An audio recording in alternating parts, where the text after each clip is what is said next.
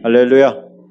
네, 오늘도 우리 주님의 은혜와 사랑이 여러분과 함께 하시기를 예수님의 이름으로 축원합니다. 오늘은 숨겨진 영웅 시리즈 88번째 시간입니다. 베드로를 전도한 안드레에 대해서 말씀을 나누면서 은혜를 받고자 합니다. 우리는 숨겨진 영웅들을 들춰내고 있습니다. 더 큰 이름 아래에 가려져서 모르고 있었던, 그의 행적을 잘 모르고 있었던 사람들, 그런 사람들을 들춰내서 그들의 수고와 또 애씀을 우리가 기억하고, 드러나는 자리에 있지 않다 할지라도 아무도 모르는 자리에 있어도 그 자리에서 하나님을 경배하고 찬양하고 영광 돌리는 그런 사람이 되기 위해서 애쓰고자 그런 숨겨진 영웅들을 들춰내고 있습니다. 오늘 나오는 안드레는 세례 요한의 제자였습니다. 예수님이 등장하기 전까지는 세례 요한의 제자로 있었는데, 세례 요한의 가르침을 받고 또 함께 세례도 행하고 그렇게 했던 것 같습니다. 근데 예수님께서 세례를 받으시러 요한에게 왔습니다. 요한에게 오는 그 장면부터 요한에게는 그가 하나님의 어린 양이라는 것을 알게 됐는데, 더 확실하게 주님께서 세례를 받으실 때 하늘에서 음성이 들렸고 성령이 비둘기처럼 그에게 임하는 것을 보게 됩니다. 그 모습을 보고 이분이 내가 그동안 광야에 외치는 소리로 있었던 그 주인공이시구나, 이걸 깨닫게 됩니다. 그리고 그 예수님에게 이제 집중을 하게 됩니다. 예수님께서 세례 받으신 다음 날 예수님께서 거니시는 모습을 보면서 옆에는 안드레, 두 명의 제자라고 하는데 보통은 안드레와 빌립이라고 그렇게 보고 있습니다. 두 명의 제자가 요한과 함께 머물고 예수님의 거니시는 모습을 지켜보고 있는 거예요. 예수님은 그때까지 제자가 한 명도 없었습니다. 예수님을 따르는 사람도 없었습니다. 예수님 혼자 거닐고 계셨던 거예요. 그 모습을 보고 요한이 봐라, 저분이 하나님의 어린 양이다, 이렇게 얘기를 해줍니다. 그러니까 하나님의 어린 양이라고 하는 의미가 뭐냐면, 이스라엘 백성들의 모든 죄를 사하기 위해서 제물로 선택되어진 양이라는 뜻입니다. 그러니까 예수님께서 모든 인류의 죄를 지시고 죽을 것을 이미 요한은 알고 있었던 거예요. 그리고 자기가 주인공이 아니라 저 예수님이 진짜라는 것을 세례 요한이 제자들에게 얘기를 해줍니다. 그 얘기는 뭐냐면, 너희들 저분에게 가서 저분의 제자가 되라, 그런 뜻입니다. 그 얘기를 알아듣고 이제 안드레가 예수님에게 옵니다. 예수님에게 와서, 그때 아무 제자도 없고 따르는 사람도 없으니까 예수님에게 어디에 머물고 계십니까 하고 묻습니다. 그랬더니 나랑 같이 가자. 그리고서 예수님과 함께 하루를 머물게 됩니다. 하루를 머무는 동안에 예수님께서 많은 가르치심을 주십니다. 그 가르침을 듣고 안드레가 이분이 그리스도라는 것을 알게 됩니다. 자기들이 그렇게 고대하고 기다리던 그리스도라는 것을 알게 됩니다. 자, 요한복음 1장 29절을 같이 한번 보겠습니다. 이튿날 요한이 예수께서 자기에게 나아오심을 보고 이르되, 보라, 세상 죄를 지고 가는 하나님의 어린 양이로다. 아멘. 인류를 용서하기 위해서 선택되어진 제물, 그 예수님께서 인류의 짐을 지고 있다는 거, 이거는 죄의 짐을 해결할 분이라고 하는 것은 그들에게 있어서 너무나 귀한 분이시죠. 그리고 예수님에게 떠나 보내는 요한의 마음을 우리는 보게 됩니다. 사람을, 내 사람이었던 사람을 저 사람에게 양도한다는 것은 어려운 일입니다. 이 땅에서 수많은 목회자들 또 교회 리더들이 어떻게 해서든지 사람들을, 자기를 추종하는 사람을 만들고 싶어 합니다. 그 추종하는 사람들을 통해서 이익을 얻으려고 하는 사람들이 너무나 많습니다. 왜 그렇게 인기를 얻으려고 합니까? 그 인기를 통해서 내게 유익을 얻으려고 하는 거예요. 그 사람들의 인기와 추종을 받고 싶어 하는, 내가 그런 위치에 서고 싶어 하는 것이 인간의 본연의 모습인데, 오늘 요한은 자기를 따르는 사람을 예수님께로 보내는 사역을 하고 있어요. 그게 이 시대의 목회자들과 또 리더들이 갖춰야 될 자질입니다. 내 사람 만들려고 하다 보니까 자꾸 문제가 생겨요. 내 사람 만들면 안 됩니다. 아멘. 그 욕구를 없애야 돼요. 누군가가 나를 추종한다는 것은 하나님 앞에서는 굉장히 부담스러운 일입니다. 하나님께서 우리를 보시면서 너가 추종을 받을 만한 자냐? 이렇게 물으시면 할 말 없잖아요.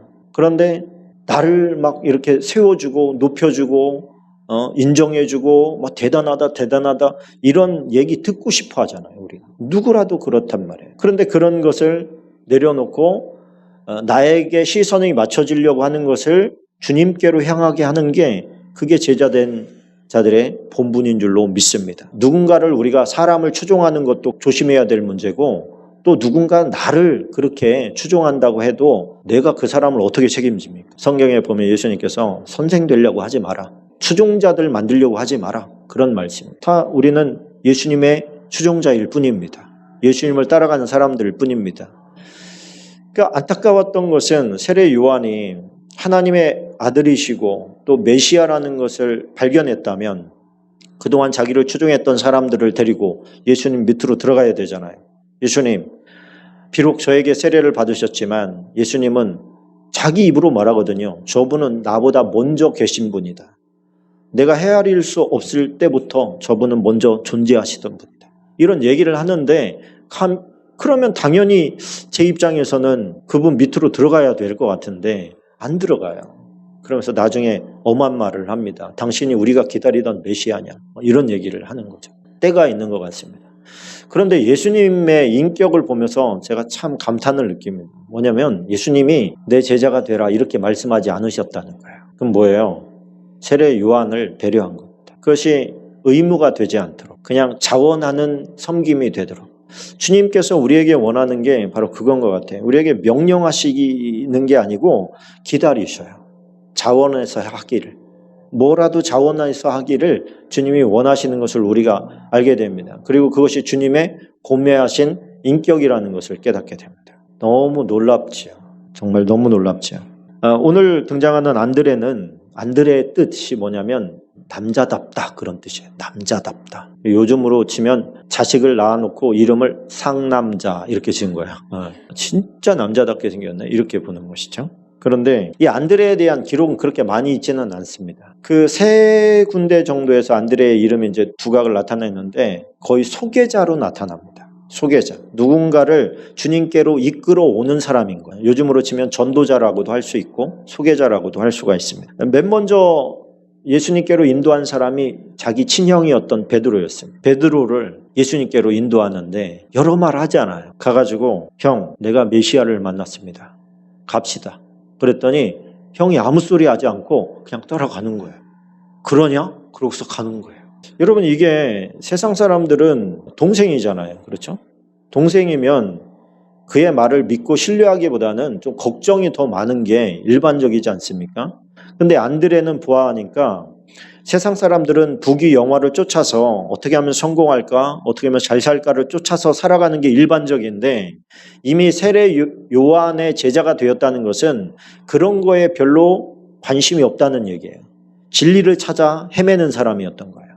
그리고 베드로가 이렇게 한마디 말에 토 달지 않고 그대로 인정하고 왔다는 것은 그가 평상시에 굉장히 신뢰할 만한 사람이었다는 뜻입니다. 믿을 수 있었던 사람이었던 거예요.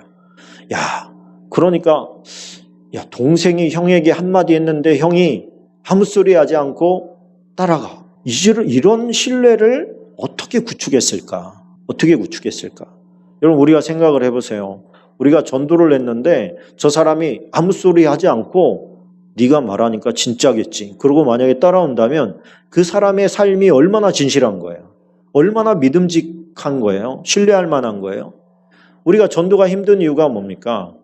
그냥 너나 잘해. 뭐 자꾸 이렇게 다가오니까 그렇게 우리가 살지 못하니까 전도가 힘든 거예요. 우리의 말을 귀담아 듣지 않아요.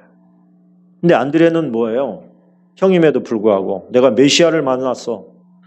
내가 그토록 찾아 헤매던 그리스도를 만났어. 형 갑시다. 그랬더니 그냥 곧바로 따라오는 거예요. 근데 예수님께서는 그의 미래를 베드로의 미래를 아셨는지 요한복음 1장 41절 42절 같이 한번 보십시다. 그가 먼저 자기의 형제 시몬을 찾아 말하되 우리가 메시아를 만났다 하고 메시아는 번역하면 그리스도라. 데리고 예수께로 오니 예수께서 보시고 이르시되 내가 요한의 아들 시몬이니 장차 게바라 하리라 하시니 하시니라. 게바는 번역하면 베드로라. 돌덩이라는 뜻, 바위라는 뜻이에요. 반석. 내가 너를 반석으로 만들겠다 이런 것이죠. 그런데 예수님께서는 그가 오자마자 그에 대한 모든 걸 다 아셔요. 모든 걸 다 아셔. 그리고 그의 미래도 아시잖아요. 사람의 미래를 아시는 분이 주님이셔요. 우리가 누가 제자 하겠다고 오면 조금 판단해보지 않겠습니까? 내 제자가 돼서 내 얼굴에 먹칠하는 애가 되면 안 되잖아요. 그러니까 뭐 이것저것 테스트도 좀 해보고 할 텐데 이미 미래를 아시는 주님께서는 이 베드로가 어떤 존재가 될지를 아시는 거예요. 그래서 그냥 군말 없이 그를 제자로 뽑아버립니다. 그러니까 1호 제자는 안드레고 두 번째는 베드로였던 거예요. 그리고 이제 다음 장으로 넘어가면 야고보와 요한을 이제 3번, 4번 제자로 받아들이는 모습을 우리가 보게 됩니다. 그러니까 참 멋지다는 생각을 합니다. 그가 찾고 찾던 분을 만나고 나서 이제는 그분에게 모든 사람을 소개하는 사람이 된 거예요. 우리가 예수님을 만나고 예수님 때문에 변화되고 예수님 때문에 성장하게 되어지고 우리의 인격이 바뀌고 엉망으로 살던 사람이 예수님을 만나고 나서 완전히 탈바꿈돼서 신뢰할 수 있는 사람, 믿을 수 있는 사람, 정말 믿고 따르고 싶은 사람, 그런 사람이 된다는 게 얼마나 좋은 일입니까? 그런데 내 사람 만들지 않고 내가 주님께로 그를 인도하는 사람이 된다는 것은 우리의 존재의 목적인 줄로 믿습니다. 우리가 잘 살려고 하는 게 아니고 우리가 대단한 사람 되려고 하는 게 아니고 주님을 만나서 그 사람이 대단한 사람이 되게 하는 거, 그게 우리의 사명인 줄로 믿습니다. 우리가 가야 할 게 그겁니다. 그래서 자꾸만 우리가 예수님을 높이고 예수님을 자랑해야 되는 거예요. 내 자랑 나오면 안 됩니다. 내가 얼마나 대단한 사람인지가 나오면 이미 어려운 거예요. 주님을 높이는 사람이 되어야 될 줄로 믿습니다. 두 번째는 오병이어의 주인공이었던 어린아이를 예수님께로 소개하는 역할을 하게 됩니다. 요한복음 6장 7절로 10절에 보니까 이런 말씀을 합니다. 같이 읽어봅니다. 빌립이 대답하되 각 사람으로 조금씩 받게 할지라도 200데나리온의 떡이 부족하리이다. 제자 중 하나 곧 시몬 베드로의 형제 안드레가 예수께 여짜오되 여기 한 아이가 있어 보리떡 5개와 물고기 2마리를 가지고 있나이다. 그러나 그것이 이 많은 사람에게 얼마나 되겠사옵나이까? 예수께서 이르시되 이 사람들로 앉게 하라 하시니 그곳에 잔디가 많은지라 사람들이 앉으니 수가 5,000명쯤 되더라. 사람들이 많이 있는데 이미 예수님과 함께 시간을 보낸 지가 오래돼서 저들이 배고픈 상황이라는 것을 예수님께서 아셨어요. 그리고 저들에게 이제는 기적적으로 먹이려고 하는데 일단 빌립을 들어서 테스트를 합니다. 빌립아, 저 사람들 먹이려면 얼마 정도 들겠냐? 이렇게 했더니 빌립이 얼마나 똑똑한지 쫙 계산을 해보니까 200데나리온 정도 필요합니다. 적어도. 저 사람들이 그냥 허기를 메울 정도로 조금만 먹인다고 하더라도 200데나리온 정도가 필요합니다. 그러니까 노동자가 하루 일하고 받을 수 있는 금액이 1데나리입니다. 1데나리온인데 한 데나리온인데 200데나리온이라는 것은 예를 들어서 그가 최소 생활만 하면서 전심으로 모아야 모을 수 있는 1년치 봉급이라고 하는 얘기죠. 그런데 이것을 요즘으로 치면 노동자니까 한 2천만 원 정도의 소득이 되지 않을까. 그러면 2천만 원 정도 들어갑니다. 이 사람들 먹이려면. 그렇게 이제 이야기를 했는데 안드레는 똑같아요. 상황은 똑같은데 안드레는 어린아이 한 명이 도시락을 예수님께 드리고 싶다는 어떤 이야기를 듣고 그 아이를 예수님께로 데리고 오면서 이 아이가 가지고 있던 도시락입니다. 오병이어가 있습니다. 물고기 2마리, 떡 5개가 있는데 이것이 이 사람들에게 무슨 의미가 있겠습니까? 얼마나 되겠습니까? 이게 뭐가 되겠습니까? 이렇게 이제 얘기를 합니다. 안 된다고 하는 것은 빌립이나 안드레나 똑같았어요. 뭐라도 해본 거예요. 뭐라도 해본 거예요. 아주 작은 것 하나. 이게 저분의 손에 들려지면 어떻게 바뀌게 될 수도 있지 않을까? 이런 어떤 일말의 희망이 있었던 것 같습니다. 여러분, 예수님은 옆에 있는 돌멩이들로 떡을 만들 수 있는 분인 줄로 믿습니다. 근데 예수님께서 그렇게 하지 아니하시고 작은 섬김을 통해서 엄청난 기적을 만들어내십니다. 그 아이의 그 작은 예수님께 드리는 그 헌신의 마음, 따뜻한 마음, 그리고 안드레의 시골 말로 가구도 안 닿지만 이게 주님의 손에 들려지면 어떻게 될까? 이런 일말의 기대를 가지고 예수님 앞에 그를 인도했던 그 마음을 예수님께서 들어서 5천 명을 먹이시고, 적어도 그곳에는 남자만 5천 명, 장정만 5천 명이니까 적어도 2만 명이나 모였는데 그들 다 배불리 먹이는 놀라운 일을 해냈다는 거예요. 소개자로 나타내는 거죠. 또 한 명을 소개하는 장면이 나오는데 요한복음 12장 20절로 25절입니다. 같이 한번 해보겠습니다. 명절에 예배하러 올라온 사람 중에서 헬라인 몇이 있는데 그들이 갈릴리 베세데 사람 빌립에게 가서 청하여 이르되 선생이여 우리가 예수를 배우고자 하나이다 하니 빌립이 안드레에게 가서 말하고 안드레와 빌립이 예수께 가서 여쭈니 예수께서 대답하여 이르시되 인자가 영광을 얻을 때가 왔도다. 내가 진실로 진실로 너희에게 이르노니 한 알에 밀이 땅에 떨어져 죽지 아니하면 한 알 그대로 있고 죽으면 많은 열매를 맺느니라. 자기의 생명을 사랑하는 자는 잃어버릴 것이요 이 세상에서 자기의 생명을 미워하는 자는 영생하도록 보전하리라. 여러분 여기에 보니까 헬라인이 왔어요. 예수님께서는 보통 히브리 사람들, 이스라엘 사람들을 중심으로 사역을 하셨습니다. 그래서 그들을 가르치시고 치료하시고 이렇게 하셨는데 명절이 되니까 외부에 있었던 전 세계에 흩어졌던 사람들이 명절에 이제 예루살렘으로 모이잖아요. 모였는데 모인 사람들 중에 헬라인이 있었습니다. 헬라인들 몇 사람이 예수님의 소문을 듣고 예수님을 만나고 싶어서 왔어요. 와서 맨 처음 만난 게 빌립입니다. 빌립 사도에게 가서 얘기합니다. 당신의 선생님들을 우리가 보고 싶은데 어떻게 해야 됩니까? 그랬더니 빌립이 나를 따라오시오. 그러고서 예수님께 소개한 것이 아니고 안드레에게 데리고 갔다는 거예요. 안드레에게 데리고 가서 이 사람들이 예수님을 만나고 싶어 하는데 어떻게 하면 좋을까요? 그랬더니 안드레가 그들을 데리고 예수님께로 가는 모습을 보게 됩니다. 이 모습이 조금 이상하잖아요. 그냥 가면 되지 왜 안드레를 통해서 가나.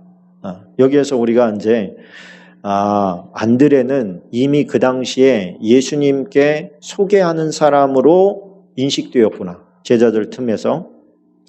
그리고 그가 1번 제자였기 때문에 아마 수석 제자였을 가능성이 있습니다. 우리가 큰 교회나 이런 데 가면 부목사님 중에서도 수석 부목사님이 있습니다.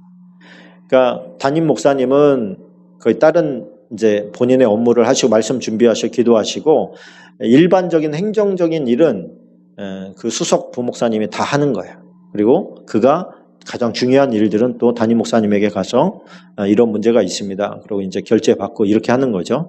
보니까 안드레가 딱 그런 모습으로 있는 거예요. 안드레에게 가.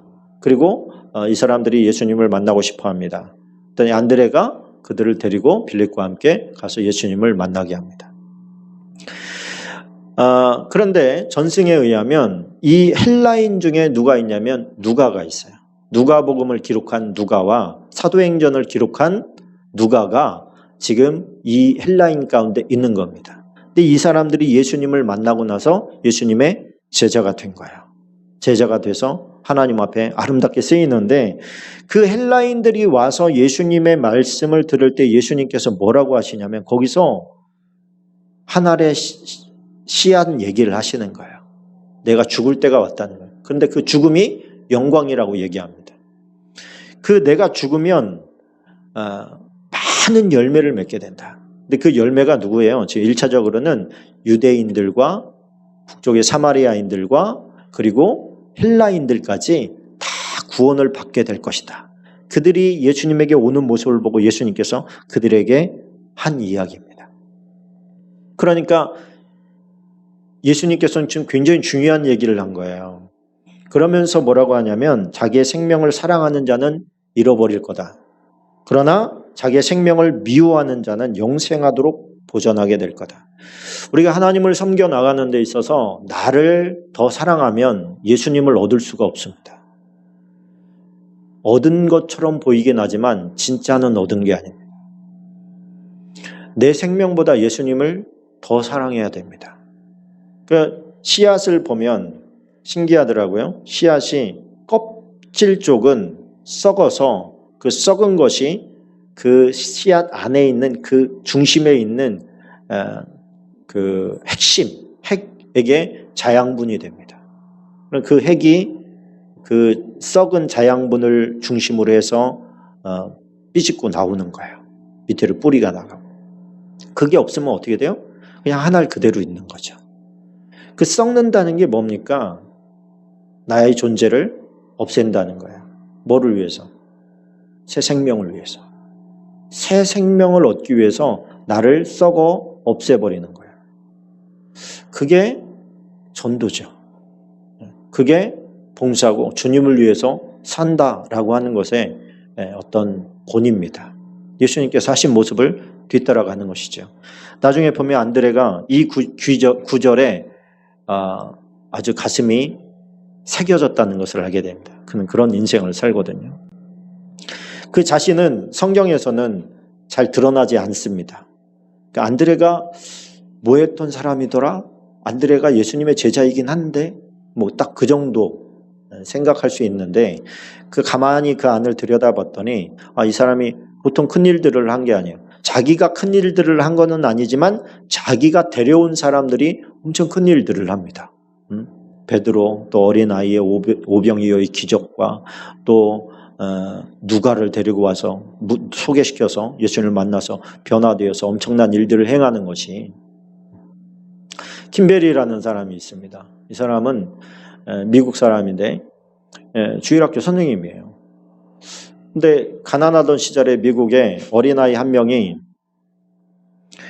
구두수선하는 곳에 취업을 하려고 찾아갔습니다. 어리긴 한데 심부름 시켜가면서 이곳에서 일할 수 있게 해주세요. 그랬더니 그 구두방 주인이 그런 얘기를 합니다. 너 우리 가게 취업하려면 일요일 날 교회 가야 되는데 가능하겠니? 그랬더니 지금 뭐 당장 취업을 해야 되니까 어떻게 가겠다고, 교회 가겠다고. 그래가지고 이 어린아이가 취업을 하게 됩니다. 초등학교 다니다가 중퇴했어요. 그만두고 생업부에 이제 뛰어드는 거예요.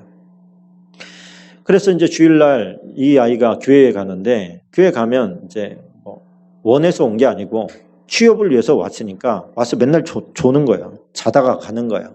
자다 가고 그런 모습을 주일학교 선생님이 봅니다. 그래서 얘가 설교가 전혀 안 들어가는구나. 이 안에 생명의 말씀이 안 들어가는구나. 그리고서 이 아이가 일하는 그 구두방으로 찾아갑니다. 이제 성도인 거죠. 찾아가서 이 아이에게 복음을 제대로 증거할 수 있는 시간을 좀 주시오. 그래서 이 아이를 붙잡고 이야기를 합니다. 예수님을 왜 믿어야 하는지, 그리고 예수님을 믿을 때 너와 네 삶이 어떻게 바뀌는지, 그 예수님을 믿어야 되는 이 필요성에 대해서 마음을 담아서 간절하게 전달합니다. 근데 그 간절한 전달이 잘 전달된 거예요. 그래서 이 사람이 나중에 전도자가 됩니다. 이 사람도 주일학교를 섬기다가 이 사람도 이제 나중에 전도자가 되는데, 시간이 있을 때마다 하나님의 말씀이 이제는 그 안에 파고들기 시작한 거예요. 이 말씀이 그 안에 들어오니까 그 사람을 완전히 변화시켰습니다. 나중에는 이 사람이 전도자가 되는데 세계 방방곡곡을 돌아다니면서 전도를 하는데, 개인으로 치면 인류 역사상 가장 많이 전도한 사람 누군지 떠오르시나요? 네, 3천만 명을 전도했어요. 3천만 명. 그 사람이 드와이트 무디입니다. D.L. 무디라고 하는 이 무디예요. 그러니까 이 킴벨 선생님을 기억하는 사람은 별로 없을지 몰라요. 그런데 이 무디를 모르는 사람은 별로 없거든요. 여러분 그냥 일반 성도들은 모를 수 있지만 이런 목회자라든지 신학생이라든지 이런 어떤 종교 관련한 일을 하는 사람들은 그 이름을 모를 수가 없어요. 하나님의 정말 놀라운 능력들이 그를 통해서 나타났거든요. 그 한 사람이 그렇게 될 줄 알았겠어요? 몰랐죠. 우리가 누군가를 주님께로 인도할 때, 전도할 때 그가 어떤 존재가 될지 우리는 모릅니다. 그런데 우리가 무디가 안 되더라도, 베드로는 안 돼도 안드레 같은 사람은 될 수 있지 않느냐.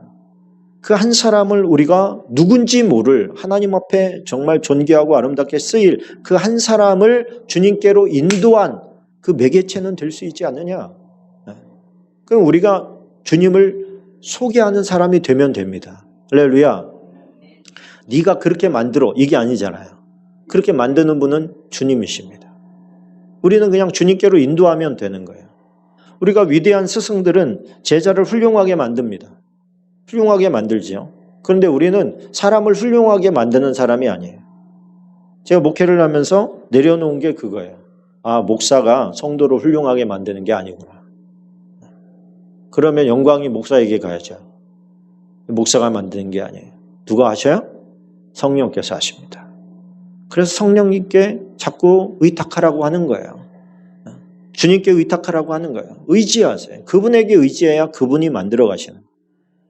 말씀을 보시고 이 말씀이 내 삶을 파고들어서 무디처럼 정말 그 안에 말씀이 막 역동해서 나가는 곳마다 생명이 막 새로 태어나고 나도 예수 믿겠다고 손을 번쩍 들고 눈물을 흘리면서 주님께로 나오는 일들이 일어나는 거예요. 그게 어디 또 무디가 한 일이겠습니까? 무디 안에서 역사하시는 하나님의 말씀과 성령께서 하시는 거예요. 그렇게 할 때 우리의 삶이 존재가 바뀌어버려요. 부귀 영화를 쫓던 삶이 이제는 의미 있는 존재로 살아가게 돼요. 그것만 남습니다. 그것만 우리에게 귀합니다. 안드레에 대해서 연구 자료를 좀 뽑다 보니까 안드레 행전이라는 게 있다는 걸 알게 됐어요. 안드레 행전. 그러니까 이제 그거는 위경 쪽에 이제 해당하는 성경인데 정경할 때 이런 것들은 이제 드러나지 않다가 다 확립된 다음에 나오는 것들도 꽤 있습니다. 우리가 예수님의 12제자가 있는데 이 12제자가 성령 받은 다음에 세계로 흩어졌거든요. 그 흩어져서 어떤 일을 했는지 알 수가 없는 거예요. 성경이 없으니까. 그런데 그들의 행전이, 그들이 가서 사역했던 것들이 이제는 발견될 때가 있는 거예요. 그것들을 통해서 야, 이 사람들은 예수님께서 뭐라고 하시냐면 내가 가서 성령을 너희에게 보내줄 텐데 그 성령이 너희에게 임하면 너희가 권능을 받게 되는데 그거는 나보다 너희가 더 큰 일도 할 수 있다. 이런 말씀을 하시는데 그런 일을 했는지 안 했는지 우리가 어떻게 알겠어요? 모르잖아. 안 나와 있으니까. 그런데 이 안드레 행전이 38장까지 있더라고요. 제가 다 읽어봤는데 가슴이 벅차요. 이 사람이 얼마나 위대한 일을 했는지 그걸 보니까 제가 좀 가슴이 뜨거워서 좀 몇 군데 이렇게 찾아봤는데 읽어드리겠습니다. 안드레 행전 1장에 보면 이런 말씀이 있어요. 예수께서 승천하신 후에 제자들이 여러 지역으로 흩어져서 복음을 전하였습니다. 안드레는 아케아, 고대 그리스 남부의 땅에 지방에서 전도를 시작했고 마태는 메미도나라는 도시로 갔습니다. 그러니까 이건 뭐냐면 제자들이 어떻게 흩어졌는지를 알 수 있는 어떻게 보면 유일한 단서죠. 안드레 행전 28장에 가보면 우리가 남들을 위해서 기도하는 그 중보 기도라는 단어가 성경에는 없는데 처음 등장하는 게 안드레 행전 28장에 나오게 됩니다. 안드레 행전 28장에 가보면 그런 내용이 있어요. 니콜라우스라고 하는 노인이 떨어진 옷을 입고 와서 말했습니다. 나는 74살이 되도록 방탕하게 살아왔습니다. 3일 전에 당신이 행한 기적과 가르침에 관한 소식을 듣고 내 인생을 바꿀 수 있다고 생각했습니다. 다시는 혼미함 속에서 살고 싶지 않습니다. 나는 성령을 받아 하나님께 기도하기를 내가 살아왔던 이전의 생활 방식을 잊을 수 있도록 간구했습니다.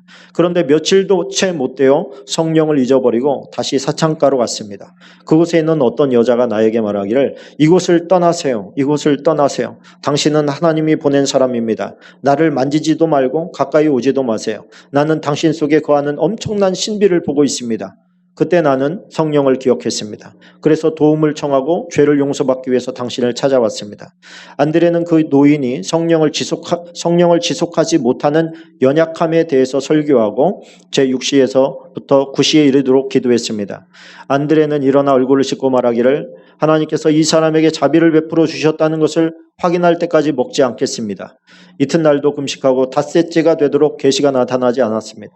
그가 격렬하게 울면서 말하기를 주님, 당신은 죽은 자에게도 자비를 베푸셨습니다. 당신의 위대하심을 깨닫기를 갈망하는 이 사람에게 다시 찾아오셔서 그를 고쳐 주옵소서. 안드레는 그를 불러서 금욕에 대해서 강론했습니다.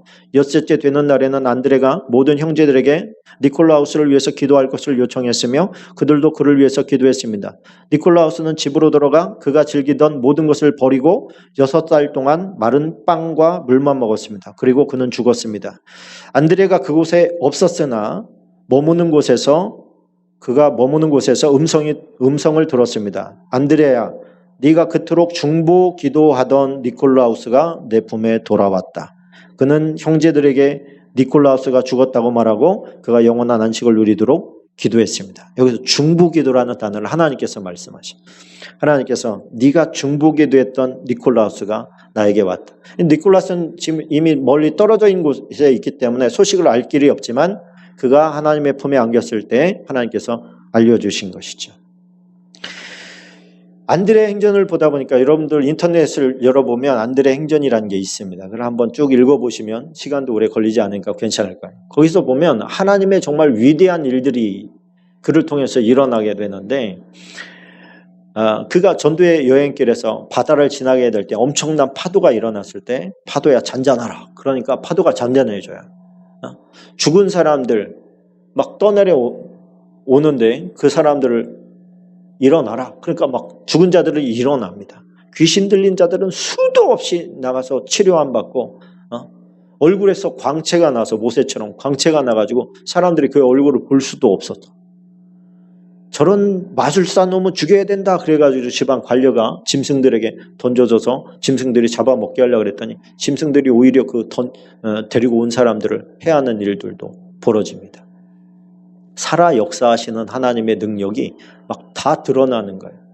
그러니까 이런 제자들은 그들이 가는 곳곳마다 그런 일들이 벌어졌다고 했을 때 얼마나 신바람 났을까. 가슴이 이렇게 막 일어나더라고요. 우리가 보면 이제 사도행전을 보면 베드로와 바울의 행적만 거의 기록돼 있지 다른 사도들의 기록이 거의 없지 않습니까? 그런데 다른 사도들의 행적에도 하나님의 놀라운 기적과 이적들이 막 나타나는 거예요.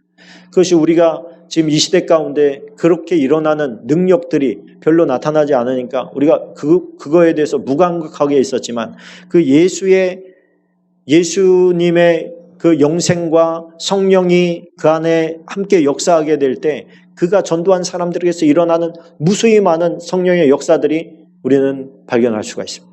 오늘 이 자리에 있는 저와 여러분들도 하나님의 역사를 바라보면서 그 역사를 통해서 그들을 주님께로 인도하는 사람들 되시기를 예수님의 이름으로 축원합니다. 36장에 보니까 이런 내용이 있더라고요. 2일 후에 사람들이 안드레를 잡아 가두었습니다. 모든 사람들이 감옥에 찾아왔고 거기서 그는 복음을 가르쳤습니다. 얼마 지나지 않아 그는 매를 맞고 십자가에 처형되었습니다. 그는 사흘 동안 달려 있으면서 복음을 가르쳤으며 그러다가 기진하여 숨을 거두었습니다. 막시밀라는 안드레의 시체에 향유를 붓고 땅에 묻었습니다. 그 내용을 보니까 이 사람들이 엄청난 하나님의 능력과 이적을 통해서 사람들을 구원하는데 안드레조차도 그가 빨리 죽어서 예수님과 함께 거하고 싶어 한다는 것을 느낄 수가 있어요. 그래서 이 사람들이 소식을 그 제자들끼리 좀 연락을 주고 받았던 것 같습니다. 누가 죽었다. 누가 십자가에 달려 죽었다. 누가 채찍에 맞아 죽었다. 이런 소식이 들릴 때마다 아이고 이걸 어쩌나 이런 게 아니라 나는 언제 가나 이런 마음을 가져요. 우리가 감히 범접할 수 없는 어떤 단계에 이미 이른 것이죠. 그런 것들이 그들에게 의미가 없어요. 이 고침받은 사람들 이런 사람들이 막 선물을 다 싸들고 옵니다. 제발 받아달라고. 절대로 받지 않아요. 가난한 사람들에게 나눠주십시오. 다 돌려보냅니다. 그 하나님의 빛이 그에게 임하여서 정말 좀 광채나는 삶을 사는 것이죠. 우리의 나도 그런 인생 살고 싶다. 할렐루야. 여러분에게도 그런 인생 살게 되시기를 축원합니다.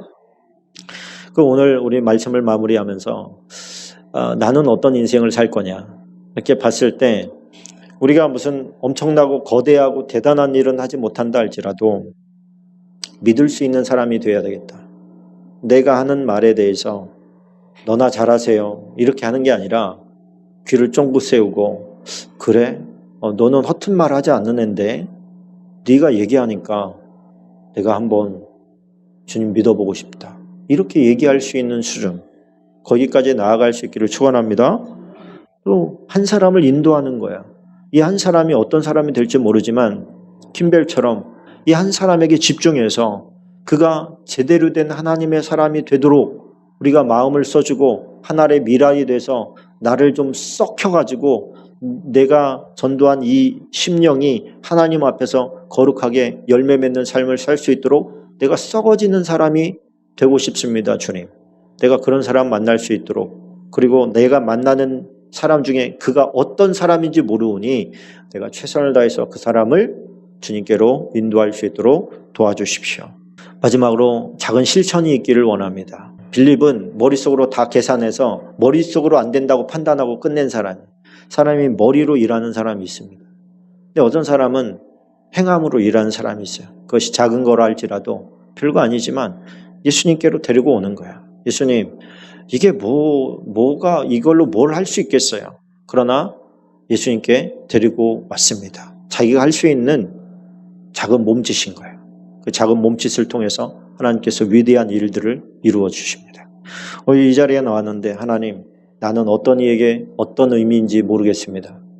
내가 이제까지는 이러한 깨달음과 이러한 섬김의 삶이 없었다면 지금부터라도 그런 삶을 살 수 있게 도와주시고 한 사람이라도 하나님 앞에 세우는 그런 전도자의 삶을 감당할 수 있도록 도와주십시오. 우리 함께 한 목소리로 잠시 이걸 놓고 기도하겠습니다.